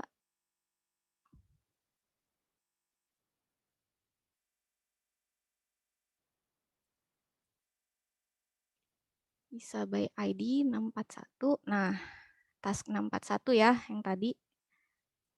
Bisa di zoom terus dipilih lagi seperti itu. Semoga menjawab. Ya. Apabila feature types building bangunan saat di search. Nah, ini biasanya tadi memilih cuma pojok bangunannya aja, bukan seluruh bangunannya. Jadi caranya gimana? Coba kita pilih lagi. Ya, biasanya itu tanpa sengaja ke triple click ketika mendigit bangunan. Ya, saat di sudut terakhir nih. Triple click, jadi kepilihnya si titik atau sudut bangunan yang terakhir tadi tuh. Nah, ketika di search building, nah dia nggak nemu kan, karena yang kepilih hanya titik ujung bangunannya saja. Titik sudut bangunannya saja. Jadi untuk itu teman-teman harus pilih seluruh bangunannya. Jadi dipilih aja di garis bangunan tuh, nanti dia akan kelap-kelip seluruh bangunannya. Select a feature type. Terus kalau di search building nanti akan muncul banyak building ya. Pilih yang paling atas, yang building aja. Oke. Sudah. Seperti itu. Nah, ini sama ya. Tadi pertanyaannya tidak ada bangunan secara umum. Nah, biasanya itu karena kepilih nodes atau titik yang tadi terakhir dibuat. Dalam digitasi tidak ada ketentuan dalam ukuran panjang dan lebar jalan. Tidak ada sih, tapi mungkin untuk lebar jalannya bisa dikira-kira dan bisa dilihat dari contoh-contoh ground truth di sini. Biasanya kalau di kabupaten sekitar itu biasanya mirip ya. Nah, itu bisa dilihat kira-kira berapa lebarnya dan di jalan sini bisa diukur menggunakan Sini di pojok kiri bawah itu ada scale bar ya. Nah, bisa diukur menggunakan itu untuk memperkirakan lebar dari dari jalan tersebut. Oke, karena udah 11.35 dan masih 7 pertanyaan lagi, saya akan berhentikan dulu tanya jawabnya. Saya akan mendemokan lagi cara rapid. Nanti akan saya akan kembali ke tanya jawabnya ya.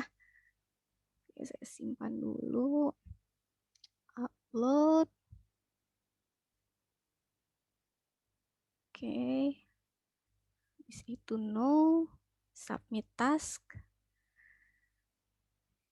Nah, untuk menggunakan Rapid, nah tapi sebelumnya Rapid itu apa sih? Rapid itu sebenarnya ID editor, cuma dia memiliki artificial intelligence yang bisa membantu kita memetakan objek jalan. Untuk saat ini baru objek jalan saja ya. Nah, jadi teman-teman tidak perlu lagi tuh mendigit jalan, karena nanti jalan itu sudah diprediksikan oleh si AI tadi dan sudah di-generate, jadi kita tinggal memastikan bahwa apakah itu benar jalan atau bukan. Tuh, contohnya bisa kita pilih salah satu grid, dan di editor sini jangan lupa ganti jadi rapid. Dan perlu saya garis bawahi ya, untuk editor rapid ini, tidak semua task atau project di Tasking Manager Indonesia ini memiliki editor rapid. Jadi kadang kalau misalnya teman-teman pilih sembarang, terus pas dipilih editornya, loh kok tidak ada rapid, itu memang wajar, karena rapid ini harus ditambahkan secara khusus oleh si pembuat taskingnya atau pembuat projectnya. Yang tadi Mbak Sela ya, tadi pembuatnya. Kalau teman-teman lihat di halaman depannya, di sini kan created by Sheila Amalia ya. Nah, itu berarti pembuatnya Mbak Sela. Nah, untuk itu, kalau misalnya teman-teman ingin menambahkan rapid juga, kalau misalnya itu tidak ada, itu bisa sama seperti tadi memetakan di ID editor. Nah, itu teman-teman bisa kembali ke halaman utama, terus bisa diklik aja nama Mbak Selanya, lalu klik akun Sela Amalia di osm.org, terus bisa kirimkan message. Mbak boleh minta tolong di task ini, misal 117 belum ada rapid, nah itu bisa kirimkan message, Mbak Sela bisa minta tolong tambahkan rapid di halaman project 117, nah itu bisa dikirimkan message seperti itu. Atau kalau misalnya itu terlalu panjang, itu sebenarnya bisa juga kalau misalnya saat teman-teman memetakan pakai ID editor nih, itu bisa meninggalkan komen kan di sini. Nah, di komen ini teman-teman bisa menyebut author atau manager dengan kasih hashtag managers author nih ya, managers author. Nah, itu nanti akan masuk di notifikasi managers dan author. Misal di sini belum ada rapid, boleh minta tolong untuk ditambahkan rapid. Nah, nanti pesan ini itu akan masuk ke sini, notifikasi si para author dan manajernya gitu. Jadi mereka bisa menambahkan si rapid editor tersebut kalau belum ada. Karena ini sangat berguna ya. Sangat berguna untuk terutama memetakan jalan. Oke, saya akan pilih di sini sebuah grid. Habis itu di sini udah ada rapid, jadi saya bisa pilih rapid. Habis itu map selected task. Nah, bedanya untuk rapid, nanti gridnya warnanya biru dan dia akan membuka tab baru. Kalau tadi kan ID editor langsung di tab yang sama ya. Kalau rapid tab yang berbeda dengan ID editor. Ya. Ini kosong ya, ada yang ingin ditanyakan?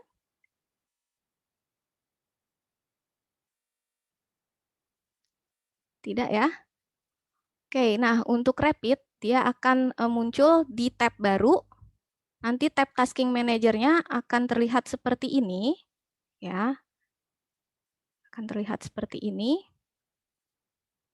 Nah, Nah, si rapidnya di tab baru, dan grid-nya warna biru sekarang. Tadi kan warna pink ya untuk ID editor. Nah, tapi sama aja, warna biru ini adalah batas dari grid yang tadi kita pilih.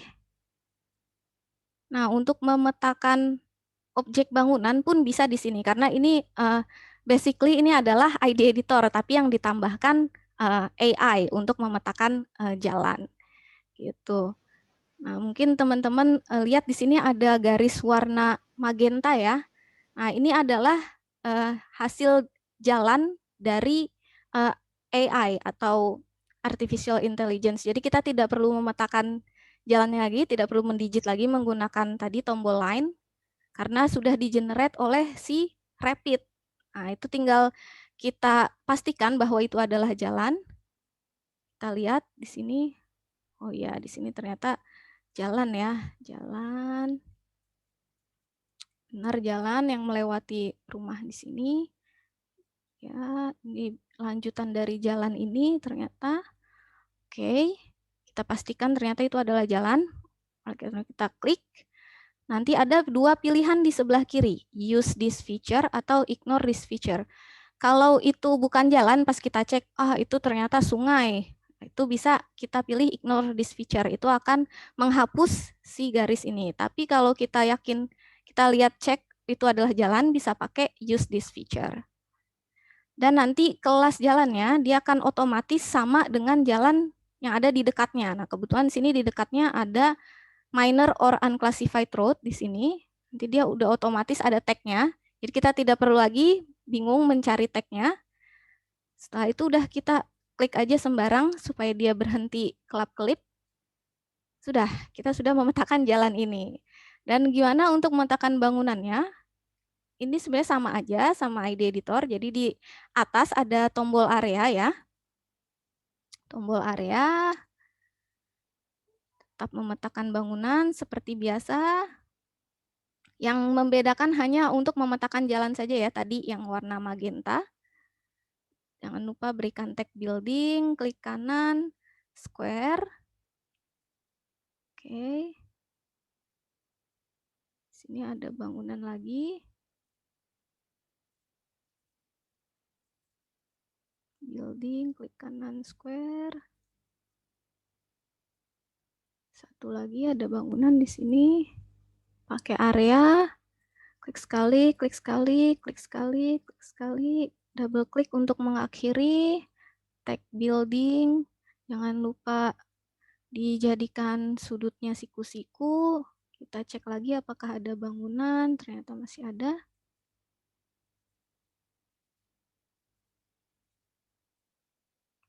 Building atau press key. Ya, satu lagi.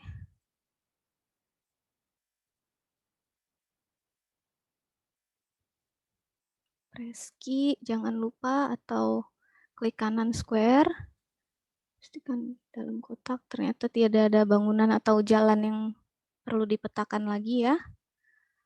Oke. Sama saja ya untuk bangunan pakai area. Terus kita simpan. Klik save sama, cuma save-nya sekarang agak benar-benar pojok kanan atas ya. Save. Hashtag-nya udah otomatis, tidak perlu dihapus atau ditambahkan, lalu klik upload.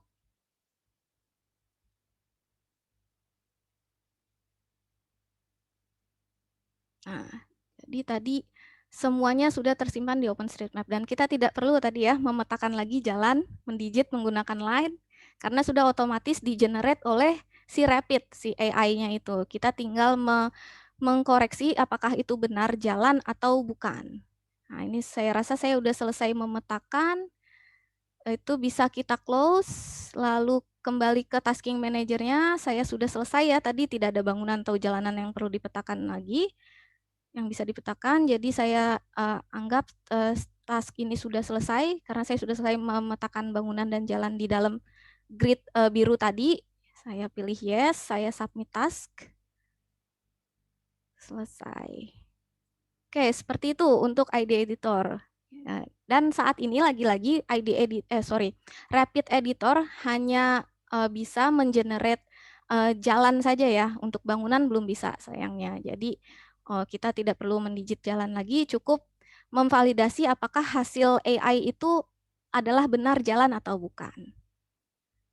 Oke, saya akan kembali ke Q&A atau mungkin ada yang ingin bertanya secara lisan?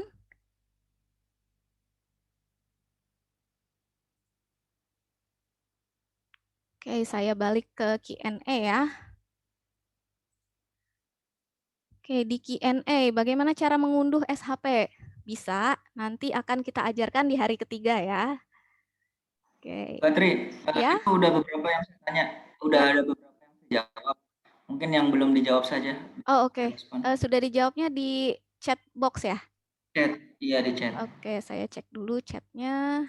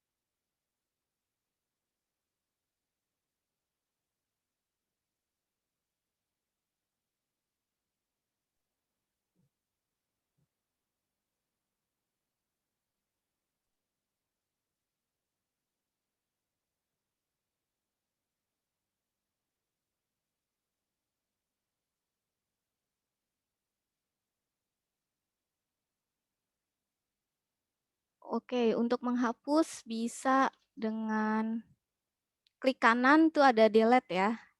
Bisa, coba saya contohkan. Rapid. Menghapus bisa klik kanan saja, klik kanan, terus ada delete. Ya, itu bisa untuk menghapus.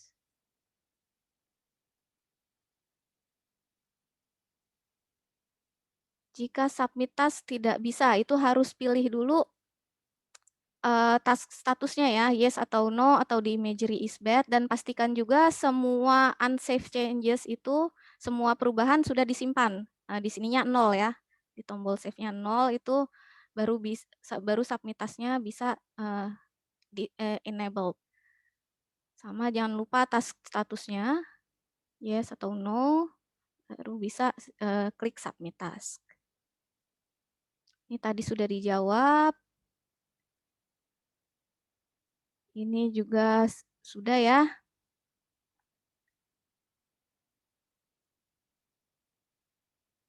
Ya, untuk bangunan yang memiliki ciri khas, ya masjid memang memiliki ciri khas ya, dia biasanya agak miring ya, karena dia ingin menghadap kiblat ya, dan ada kubah-kubahnya gitu. Itu boleh dipetakan mosque building, tapi sebaiknya kalau misalnya yakinnya tidak yakin banget, misalnya hanya 40%, itu sebaiknya dipetakan sebagai bangunan biasa saja. Seperti itu. Tapi kalau yakin mungkin 60% atau 70% itu bangunan masjid, boleh dipetakan sebagai mosque building. Cara memilih background yang tepat itu biasanya kita ngecek manual sih biasanya, membandingkan antar satellite imagery yang ada. Baru kita tentukan citra itulah yang paling akurat atau paling jelas atau paling update. Bisa kita membandingkan dulu, dan biasanya yang paling update itu di situ bangunannya banyak, terus yang belum update tuh biasanya situ masih misalnya tanah dan sebagainya, seperti itu. Jika rapid tidak ada bangunan atau jalan yang dipetakan, bagaimana cara mengakhirinya? Oke, pertanyaan yang bagus. Kalau sudah tidak ada lagi yang bisa dipetakan, misalnya bangunannya semua sudah terpetakan atau jalannya sudah terpetakan atau tidak ada bangunan sama sekali, ini bisa di close. Tapi jangan lupa kalau misalnya ada yang diubah atau diedit disimpan dulu, baru di-close, baru kembali ke tasking manager-nya. Di situ ada task status, yes, no, di major is bad, bisa pilih yes karena udah selesai memetakannya, baru klik submit task, baru pilih grid lagi. Jadi jangan lupa setelah selesai ditutup aja, karena nanti kadang kalau kita buka lagi tuh kan buka tab baru lagi, nanti suka membingungkan, wah tadi saya grid yang mana gitu kan. Jadi kalau sudah selesai bisa langsung di close aja, ditutup. Oke. Apa perbedaan menggunakan Rapid dan ID Editor? Ya itu tadi bedanya, kalau Rapid ini dia terbuka di tab baru dan garis batasnya dia warna biru dan dia bisa memetakan otomatis jalan ya. Gitu. Hanya itu aja sih perbedaannya. Jadi Rapid untuk memudahkan kita memetakan jalan. Gitu. Syarat yang harus dipenuhi untuk melakukan request new project task manager. Syaratnya sih yang penting jelas aja alasannya atau tujuannya membuat tasking itu untuk apa. Terus habis itu ya latar belakangnya, terus wilayah pemetaannya itu sudah jelas. Apakah by administrative boundary atau misalnya by desa atau kelurahan atau kecamatan atau kapkot dan sebagainya, baru bisa propose ke kita untuk membuatkan taskingnya. Untuk pengurusannya sih tidak lama ya, selama kita sudah buka, sudah tahu, sudah baca proposalnya itu bisa kita langsung buatkan sih taskingnya, seperti itu. Oke, ada lagi pertanyaan? Atau mungkin ada tambahan dari Mbak Sela, Mas Hari, atau Mas Adis?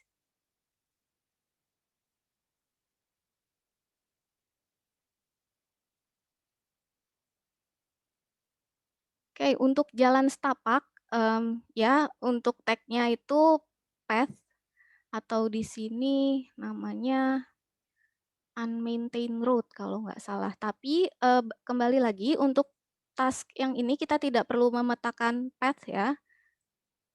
Cukup jalan-jalan yang utama saja.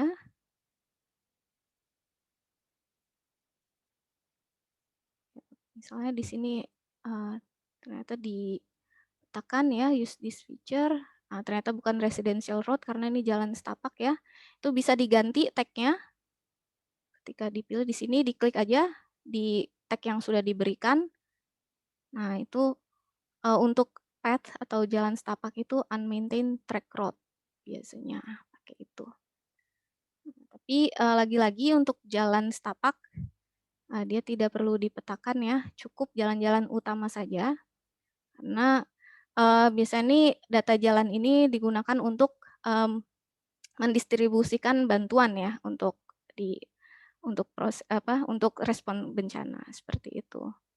Ini kan path tidak bisa ya kalau kita lewat truk untuk atau mobil roda 4 itu untuk melewati jalan path kan tidak bisa. Jadi biasanya yang kita petakan hanya jalan-jalan utama saja karena tujuannya untuk itu tadi mendistribusikan bantuan. Seperti itu.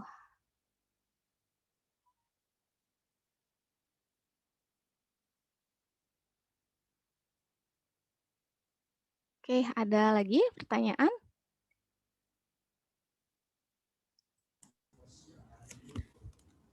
Kalau nggak ada pertanyaan, mungkin pengumuman untuk Mappeton kali ya. Saya akan jelaskan sedikit. Oke, Ya, ya silakan Mbak Sela. Ya, oke. Makasih Mbak Tri. Jadi teman-teman, mungkin di sini teman-teman udah bisa mulai mempraktekkan ya, atau ada yang mungkin udah bisa berhasil upload. Nah, cukup mudah kan ya untuk memetakan di tasking manager. Nah, kita kan ada yang terakhir ini adalah Mappeton, di mana nantinya akan kita hitung nih berapa objek, tapi yang di sini yang perlu dipetakan adalah objek bangunan dulu, karena mungkin objek bangunan yang kelihatan paling di kabupaten ini nih jarang dipetain, maksudnya atau belum terpetakan secara lengkap. Tapi kalau jalan, karena berhubung jalan di Kalimantan ini cukup lengkap ya, sudah lengkap. Jadi kami sarankan untuk mendigitasi yang bangunannya dulu aja. Jadi yang di Mappeton ini kita yang kita hitung adalah bangunan aja. Jadi teman-teman silakan mendigitasi hanya bangunan aja ya, sesuai sama yang tadi diberitahukan oleh Mbak Tri. Nah, untuk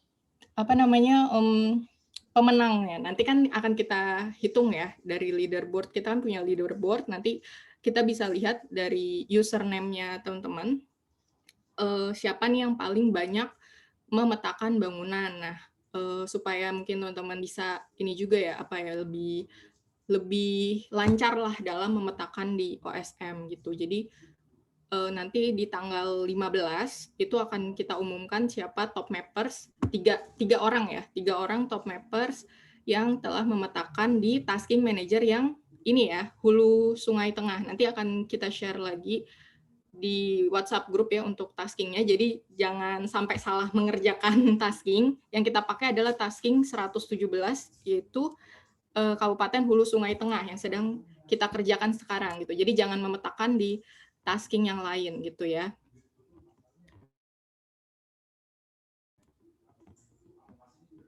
Ya, nih ya, untuk Hulu Sungai Tengah Kalimantan Tengah. Jadi pastiin judulnya atau judul proyeknya adalah yang ini, yang nomor 117.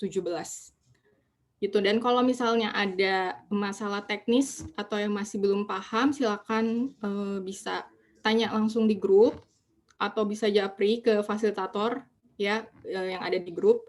Nanti akan kita bantu untuk secara teknisnya. Dan untuk detail atau materi itu kemarin sudah saya share ya di grup chat. Mungkin yang belum, sebentar saya share lagi untuk materi OSM. Nah, itu akan lebih jelasnya, ada teknisnya.